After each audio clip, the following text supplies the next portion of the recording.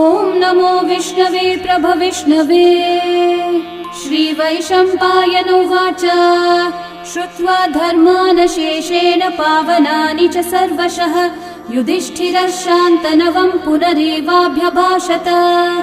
युधिष्ठिर उवाच किमेकं दैवतं लोके किं वाप्येकं परायणं स्तुवन्तः कमर्चन्तः प्राप्नुयुर्मानवा शुभम्। को धर्मः सर्वधर्माणां भवतः परमो मतः किं जपन्मुच्यते जन्तुर्जन्म संसारबन्धनात्।